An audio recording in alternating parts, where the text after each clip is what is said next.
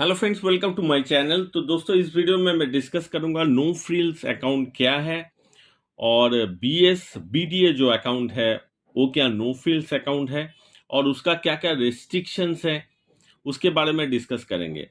तो पहले आपको जानना पड़ेगा ये जो नो फ्रिल्स अकाउंट है इसका कॉन्सेप्ट, इसका आरबीआई कितने which year actually it was launched.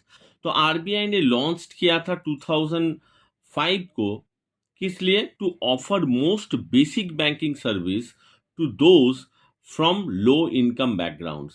तो लो इनकम बैकग्राउंड्स का जितना भी ग्रुप्स ऑफ पीपल यहाँ पे इन ओवर ऑल इंडिया में जितना भी लो इनकम ग्रुप्स हैं उसको फिनेंशियली बैंकिंग के साथ जुड़ने के लिए इस कॉन्सेप्ट को आरबीआई ने लॉन्च किया था। तो देखिए यहाँ पे लिखा है financial inclusion so that low income backgrounds can avail banking facilities. तो लो इनकम जो आदमी है वो एवेल करना चाहता है बैंकिंग सर्विस को, उसी के लिए नो फ्रिल अकाउंट का कॉन्सेप्ट किया गया। तो ये आप कह सकते हैं one type of zero account. यहाँ पे बैलेंस आपको कुछ रखने का जरूरत नहीं है। Type of bank account with low और zero balance requirement with extra features remove. Extra features मतलब नॉर्मल सेविंग्स अकाउंट में बहुत सारा फीचर्स होता है। वहां पे आपको विड्रॉल जो लिमिट है, डिपॉजिट जो लिमिट है वो बहुत ज़्यादा होता है। फिर एटीएम जो है आपका, बहुत सारा एटीएम का वैरायटी आपको देखने को मिलता है। फिर एटीएम विड्रॉल का भी आपको बहुत सारा लिमिटेशंस मिलता है। पर डे 20,000 लिमिट है कुछ एटीएम का, पर डे 40,000 भी लिमिट है कुछ कुछ एटीएम का।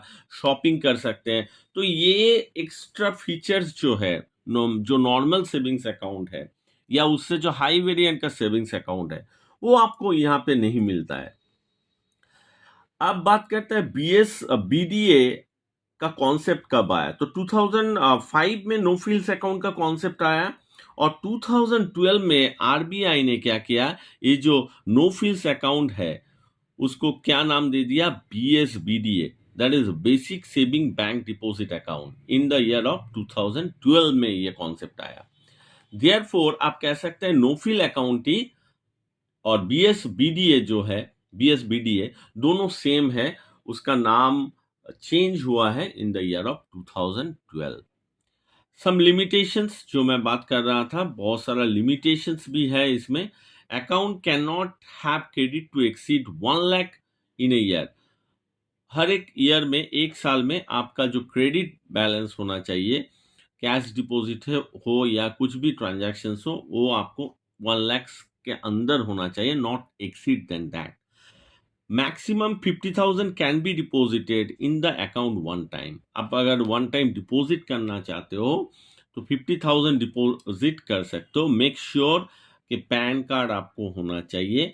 Otherwise, you have to submit the Form 60. If you submit the Form 60, then you can deposit below 50,000. If you have the PAN card, then you can deposit 50,000, but one time only. और withdrawal का भी limit है। Maximum in a month आप 4 withdrawal कर सकते हो, ये भी एक लिमिट है। तो बहुत सारा लिमिटेशंस है और यहाँ पे एक फैसिलिटी भी दिया जाता है। अगर आपका ट्रांजैक्शंस, आपका बैलेंस आप अच्छे मेंटेन करते हो तो यू कैन कन्वर्ट। तो customer can convert BSBD account to higher variant savings account. आप बाद में उसको नॉर्मल सेविंग्स अकाउंट में भी कन्वर्ट कर सकते हो। तो बहुत सारा फीचर्स है।